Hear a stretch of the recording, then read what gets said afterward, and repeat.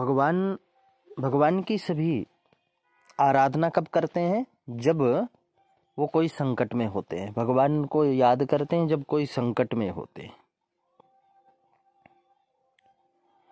जैसे छोटा सा बालक अपने माँ और पिता को याद करता है जब वो उसे कोई छेड़ता है, कोई पकड़ना चाहता है या कांटा लग जाए, पत्थर लग जाए, कंकड़ लग जाए, तो अपने माता पिता को याद करता है।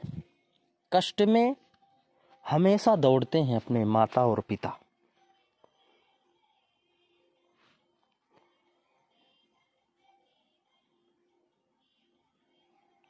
जब परिवार में दुख आता है तभी सब एक हो जाते हैं।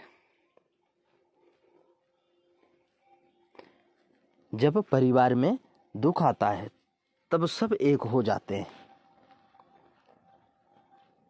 और परस्पर प्रेम दिखाई देता है। छोटे भाई को दुख हो तो बड़े भाई का प्रेम दिखाई देता है।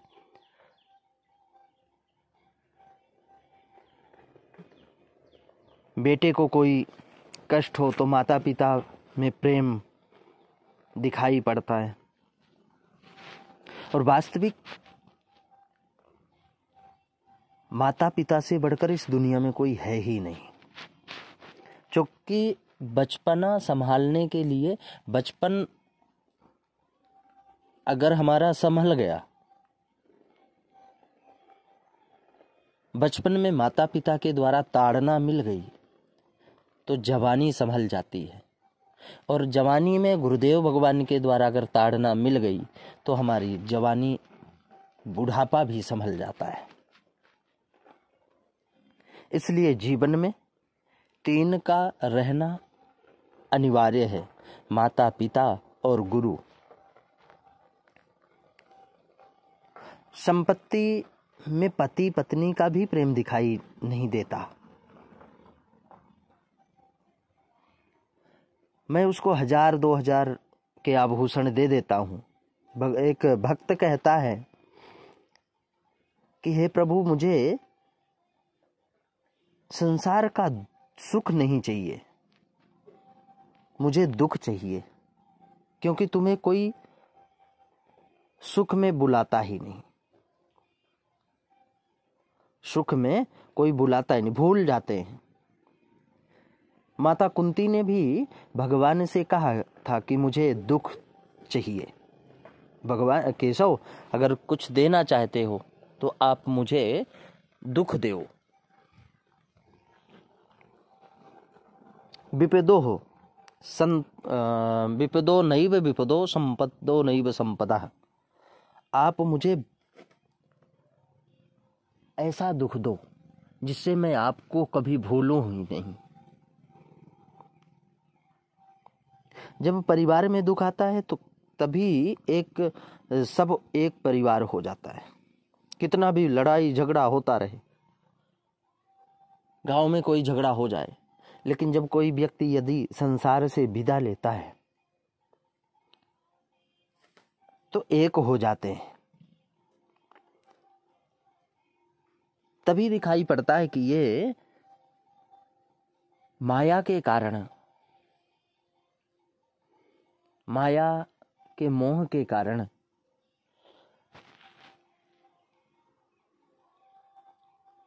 ये बोलना बंद कर दिए, लेकिन अपनत्व तो अभी भी है।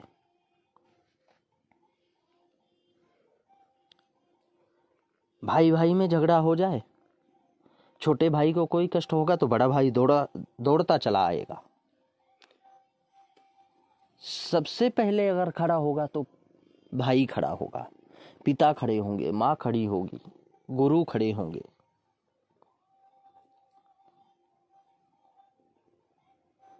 संपत्ति में पति पत्नी का भी प्रेम दिखाई नहीं देता। मैं उसको 1000-2000 के आभूषण दे देता हूँ, इसलिए वह मुझसे प्रेम करती है। वैभववान के पास अगर गुण नहीं है तो उसका पतन होता है। अन्यथा लक्ष्मी तो माता है और माता कभी पुत्र का पतन नहीं करती। पिता दूर से ही बैठकर पूछता है कि बेटा तुझे क्या चाहिए।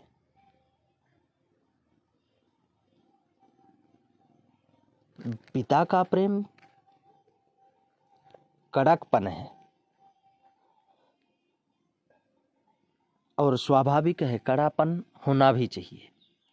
जब तक कड़कपन नहीं रहेगा, लोग प्रायः पिता से डरते हैं, माता से नहीं। बच्चे पिता से डरते हैं। बालक कोई गलती करता है तो माँ कहती है कि रुक जा, तेरे पिताजी आ जाए, तेरे पिताजी को बताती हूँ, तो वो बालक शांत हो जाता है। माता अपने पास बैठाकर सिर पर हाथ फेर कर पूछती है कि तुझे मिश्री दूं, शहद खाएगा, दूध पिएगा। लेकिन पिता दूर से कहते हैं तुझे क्या चाहिए बोल। पुत्र के बढ़ने से पिता प्रसन्न होते हैं। पुत्र के बढ़ने से माता प्रसन्न होती है। पिता के आंख में अश्रुपात नहीं होते, लेकिन माता के आंख में अश्रुपात होते हैं। ऐसा नहीं है कि पिता चाहते नहीं, माता और पिता से बढ़कर कोई नहीं चाहेगा। माँ चाहे तो बचपना संभाल देती है। माता पिता चाहें तो डाकू बना दें, माता पिता चाहें तो बालक को एक संत बना दें, माता पिता चाहें तो बालक को नेतागिरी में उतार दें, माता पिता चाहें बालक को डॉक्टर बना दें, माता पिता चाहें बालक को कोई अधिकारी बना दें, या माता पिता चाहें बालक को नालायक बना दें। क्योंकि नींव मेरी जैसे मजबूत होगी, मकान उतना ही मजबूत होगा, दीवार उतनी ही मजबूत होगी। हमारे जीवन की नींव माता और पिता है। माता पिता जीवन की नींव। अगर जीवन की नींव हमारी मजबूत हो गई, प्रेम भी दिखाना चाहिए। लाड़ायेत 5 वर्षाणी 10 वर्षाणी ताड़ायेत। लालन पालन भी करना चाहिए, ताड़ना भी चाहिए।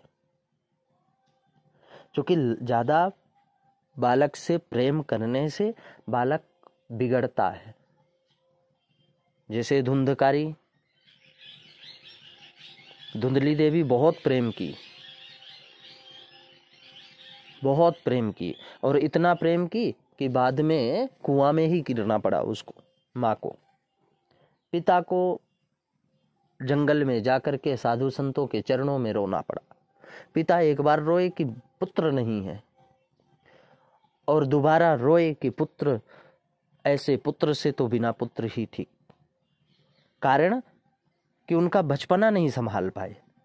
अगर बचपना संभाल देते तो शायद इतना रोना नहीं पड़ता।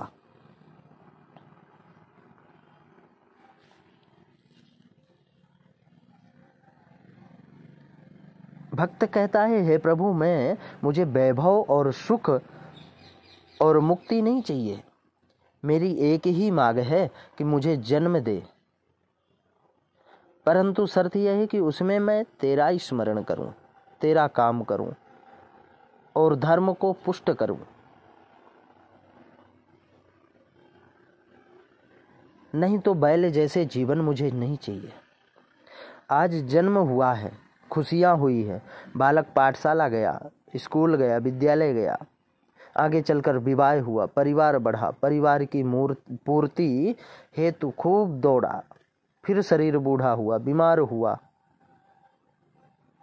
अंत में प्राण निकल गए। जो आज था वह कल है और वह काल का हो गया, एक सुंदर फ्रेम में जड़ दिया गया। जीव कहता है, मैं ऐसा पशु जीवन नहीं जीना चाहता। मुझे ऐसा जन्म दे कि मैं आपके काम परोपकार के पीछे पागल हूं, परोपकार के पीछे पागल हो जाऊं। मुझे दूसरा कोई विचार ही ना आवे।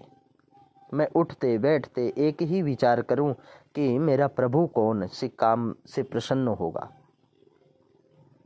मैं वह काम करूं, वही सेवा करूं और दौड़ दौड़ कर मैं करूं। आप सदा मुझसे मेरे हित का और अपनी प्रसन्नता वाली कार्य करवाना। आप मुझे सत्संग का अमृत पिलाना, जिससे विषय विकारों का विष मिट सके। आप मुझ पर ऐसी कृपा करना, भगवान से प्रार्थना करना चाहिए कि आप मुझे ऐसी कृपा करना कि जिससे मैं आपका नाम दिन रात जपूं। इसमें कोई पैसा नहीं लगता। आप काम करते रहो, कोई भी कार्य करते रहो, लेकिन अंदर ही अंदर जैसे श्वास चल रहा है और वैसे ही श्वास श्वास में कृष्ण भजी, व्यथा श्वास नहीं खोए और ना जाने या श्वास की आवन होए न होए। भगवान का नाम लो, चाहे राम कहो, चाहे कृष्ण कहो, चाहे शिव कहो, कुछ भी कहो, लेकिन भगवान नाम अगर स्मरण करते रहोगे तो जीवन भी हमारा संभलेगा और हमारे कार्य में उन्नति भी होगी। कष्ट में हम क्यों कहते हैं कि भगवान का स्मरण करो? क्योंकि हमारा कष्ट हटता है। अगर हम हमेशा हरदम भगवान नाम स्मरण करते रहेंगे तो किसी के पास जाने की आवश्यकता नहीं पड़ेगी। अपने आप हम जिसका नाम लेते हैं वो अपने आप खड़ा हो जाएगा। भगवान से कहते हैं मैं आपका नाम इतना लूं कि अपना तन मन और नाम भी भूल जाऊं। मैं आपका इतना नाम लेना चाहता हूं कि मेरे मन से जगत मिटकर जगदीश्वर प्रकट हो जाए।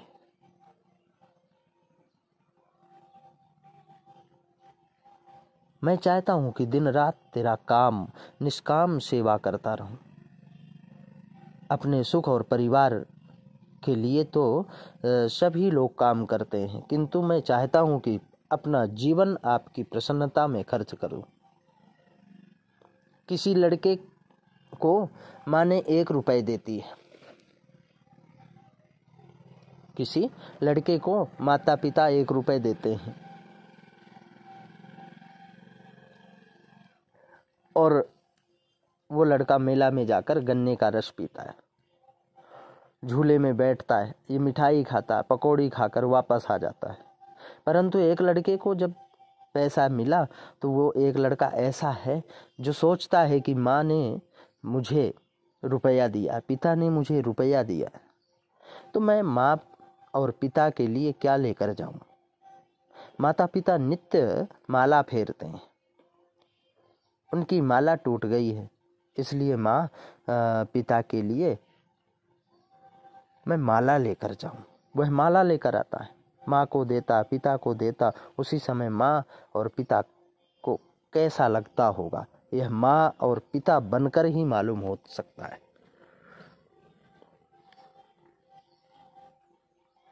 आप मुझे, भगवान से कहता है भक्त कि हे प्रभु, आप मुझे सज्जनों का, संतों का संग प्रदान करो।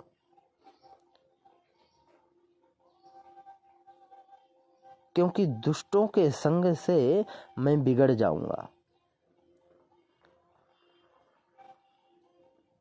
हम तो अच्छे होते हैं, किंतु दुष्ट लोगों के संग हमारी सद्गुण मिट्टी में मिल जाती है। देखो कर्ण कितना महान थे, कितना तेजस्वी थे, उनके पास अनंत गुण थे कर्ण के पास, किंतु दुर्योधन, दुशासन और शकुनी के संग से उनकी हार और उनका मरण हुआ। इसलिए सदैव अपने संग का ध्यान रखें, और क्योंकि संग ही डुबोता है और संग ही तारता है। संग हमेशा अच्छे लोगों का करना चाहिए, अच्छाई का करना चाहिए। संघर्ष में जीवन जीते ऐसे महान महापुरुष को भगवान भी नमन करते हैं, भगवान भी याद करते हैं, भगवान भी दृष्टि डालते हैं। गरीबी अमीरी तो ये चलता रहता है, ये धूप और छाया, सुख और दुख, ये एक जगह नहीं टिकती, हमेशा नित्य निरंतर चलती रहती है।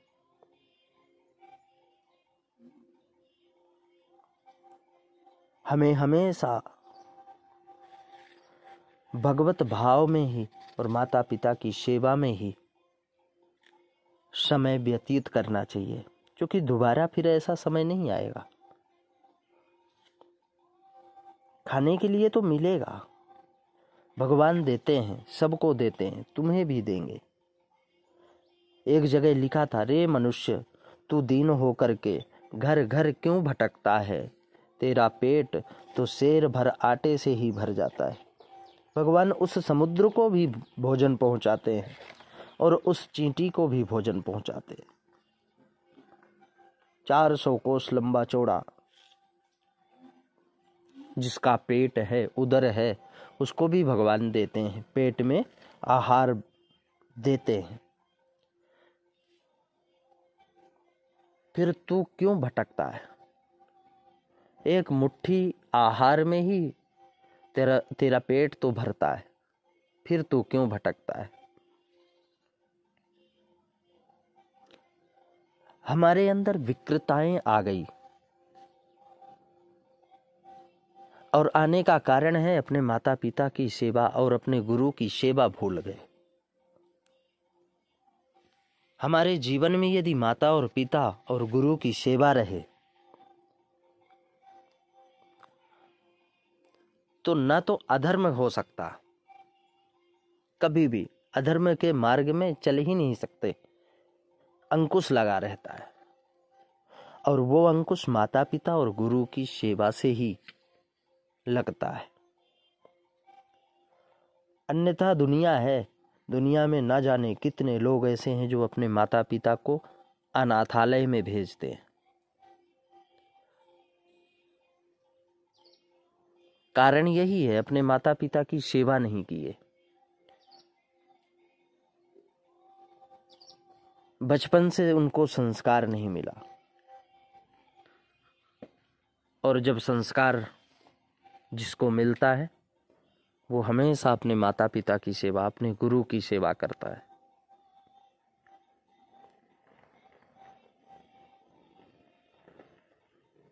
ऐसे माता पिता महान हैं जिनका बालक भगवत सेवा में, भगवत पूजा में लगा रहता है। भगवान उसे अपने श्री चरणों में जगह देते हैं। जिनकी संतान भगवत आराधना में लगी रहती है,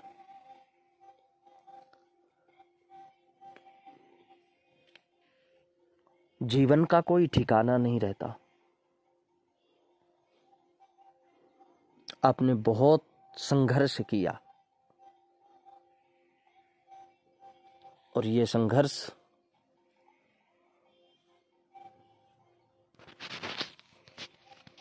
आपको बहुत ज्ञान दिया। संघर्ष का फल ही था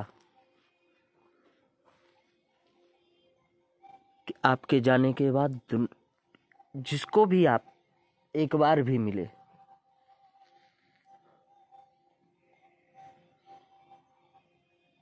आपके जाने के बाद वो रोया, उसको कष्ट हुआ।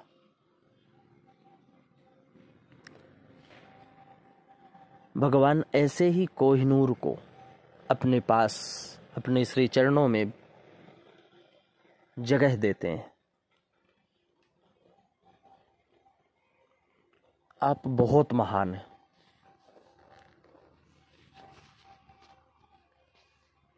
आपके कार्य बहुत महान हैं।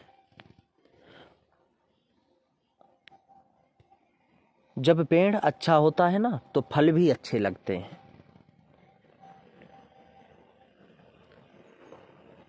आप वो वृक्ष थे, आप वो जड़ थे जो मजबूत जड़, और मजबूत जड़ से ऐसा वृक्ष, और वो वृक्ष से ऐसा फल आपने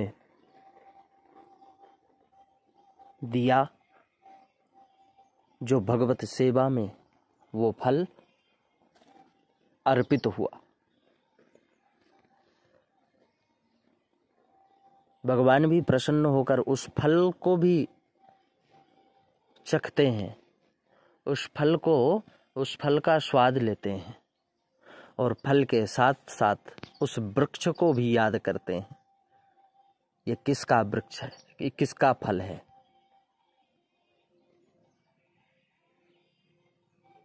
उस फल की सराहना करते हैं। जिस पेड़ में मीठा फल लगा हो, ऐसे पेड़ की भी सराहना भगवान करते हैं, संसार करता है।